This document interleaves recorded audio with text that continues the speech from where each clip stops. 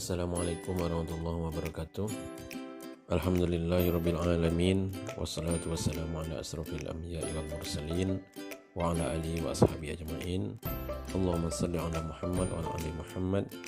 Rabbi israh li sadri wa yassir li amri wahlul 'uqdatam min lisani yafqahu qawli. Ya, baiklah para mahasiswa semuanya. Hari ini materi kita adalah peserta didik dalam pandangan filsafat pendidikan Islam. Ya, terkait dengan peserta didik ini ya, ada beberapa hal yang harus kita pahami. Yang pertama adalah konsep peserta didik. Ya, salah satu komponen yang terpenting dalam pendidikan Islam itu adalah peserta didik.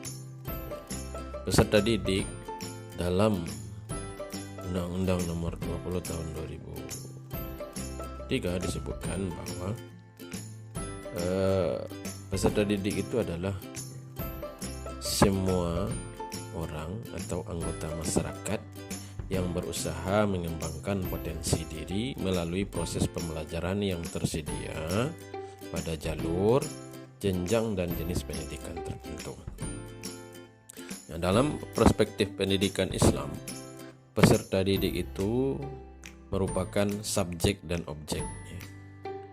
Jadi aktivitas kependidikan itu tidak akan terlaksana ya secara menyeluruh, ya secara utuh, ya kalau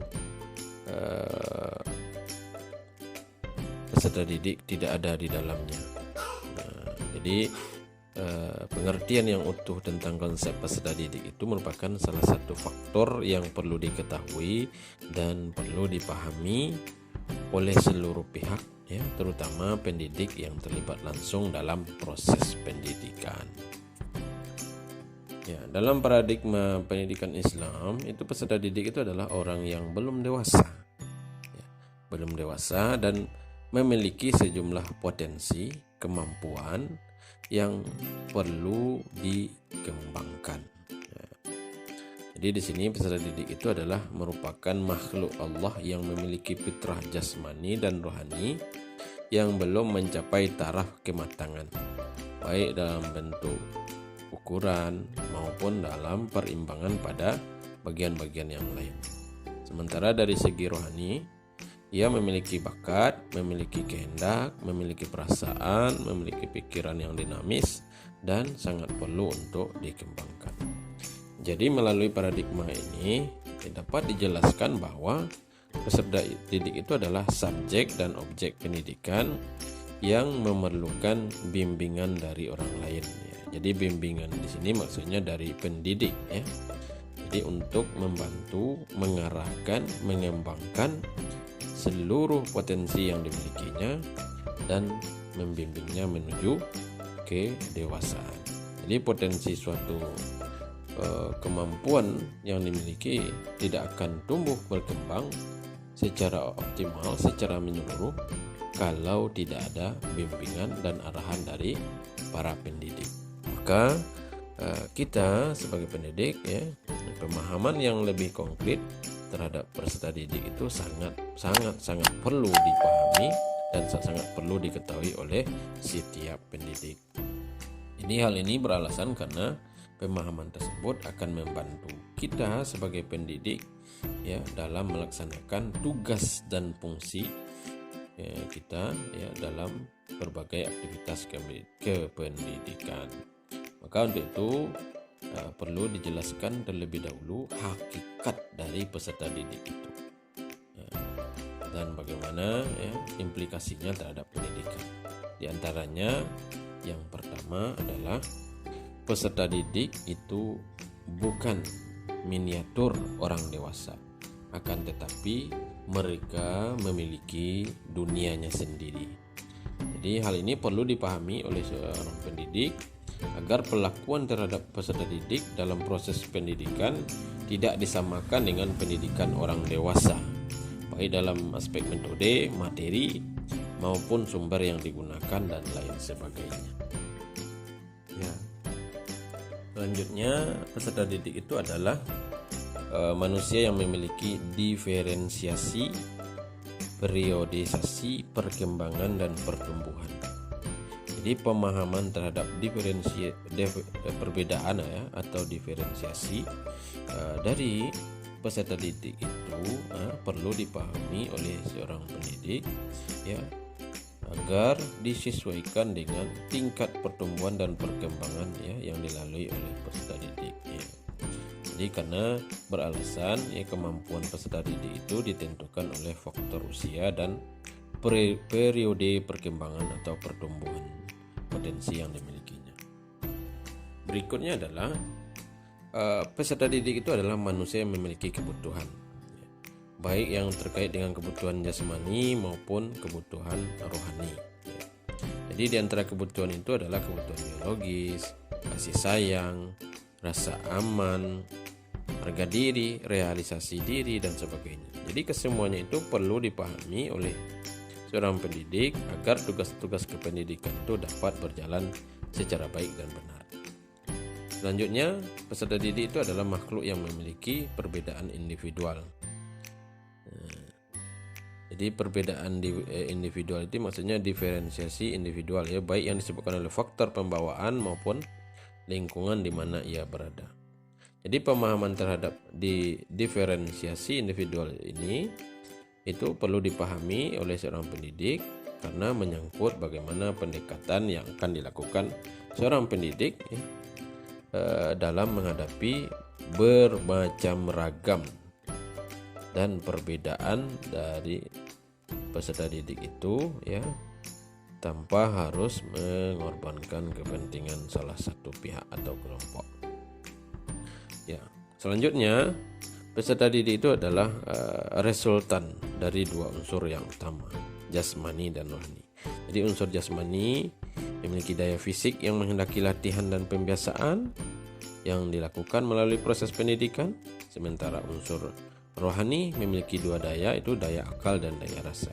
Jadi untuk mempertajam daya akal, maka proses pendidikan hendaknya diarahkan untuk mengasah daya intelektual melalui ilmu-ilmu rasional. Adapun untuk mempertajam daya rasa itu dapat dilakukan melalui pendidikan akhlak dan ibadah. Ya, selanjutnya peserta didik itu adalah manusia yang memiliki potensi yang dapat dikembangkan dan berkembang secara dinamis. Jadi di sini tugas pendidik itu adalah dapat membantu, mengembangkan dan mengarahkan perkembangan tersebut sesuai dengan tujuan pendidikan yang diinginkan tanpa melepaskan tugas kemanusiaan, baik secara vertikal maupun secara horizontal. Ya, jadi seluruh pendekatan peserta didik yang disebutkan di atas tadi ya dapat dipahami bahwa secara mendalam, secara komprehensif, secara utuh, bahwa setiap pendidik atau komponen yang terlibat dalam proses kependidikan Islam ya, tentu harus memahami ya, terkait dengan peserta didik. Hal ini dimaksudkan untuk ya memformat ya, mendesain tugas-tugas kependidikan yang dinamis demi tercapainya tujuan pendidikan yang dicita-citakan atau yang diharapkan. Kemudian poin yang kedua yang ingin kita bahas itu adalah tugas dan kewajiban peserta didik ya. Jadi agar terlaksananya proses pendidikan itu ya dapat dicapai tujuan yang diinginkan, maka setiap peserta didik hendaknya senantiasa menyadari tugas dan kewajibannya.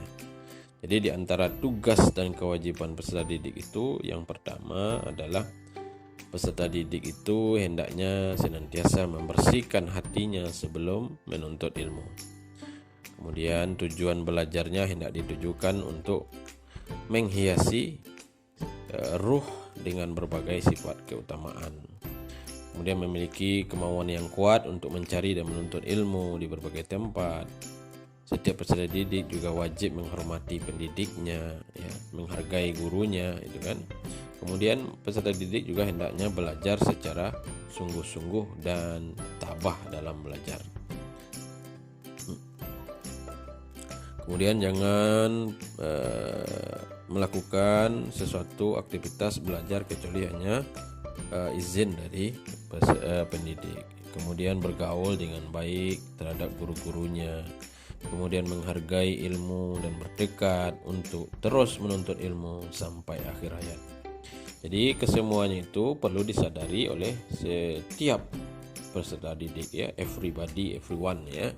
Jadi sekaligus ini dijadikan sebagai pegangan dalam menuntut ilmu. Jadi di samping berbagai pendekatan yang dilakukan oleh pendidik, maka pendidik hendaknya memiliki kesiapan dan kesediaan untuk belajar dengan tekun baik secara fisik maupun mental. Maka dengan persiapan tersebut ya, mudah-mudahan aktivitas pendidikan yang diikuti dapat terlaksana secara efektif dan efisien.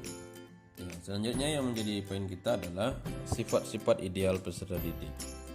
Ya, dalam rangka mencapai tujuan pendidikan Islam, maka peserta didik harus memiliki dan menanamkan sifat-sifat yang baik dalam dirinya dan kepribadiannya. Ya, jadi di antara sifat-sifat ideal yang perlu dimiliki peserta didik itu diantaranya berkemauan keras, pantang menyerah, memiliki motivasi yang tinggi, sabar dalam menuntut ilmu, tabah ya, tidak mudah berputus asa ya, dan lain sebagainya. Ya, selanjutnya yang terakhir dari penjelasan kita hari ini adalah dimensi-dimensi peserta didik yang akan dikembangkan oleh seorang pendidik ya. Jadi ada beberapa hal yang perlu dikembangkan dari peserta didik ini ya. Di antaranya adalah yang pertama dimensi fisik, dimensi akal, agama, ya, akhlak, ya, kejiwaan, rasa keindahan, dan sosial kemasyarakatan. Jadi semua dimensi tersebut harus diperhatikan dan dikembangkan ya melalui pendidikan Islam.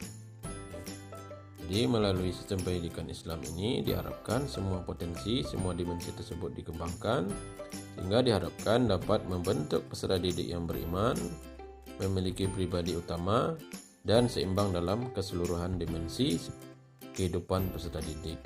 Ya, selaras dan seimbang karena segenap dimensi dan potensi yang ada pada peserta didik itu akan bekerja dan berfungsi sesuai dengan batas dan kemampuannya masing-masing. Ya, demikianlah yang dapat kita jelaskan pada kali ini. Mudah-mudahan bisa bermanfaat. Terima kasih. Wassalamualaikum warahmatullahi wabarakatuh.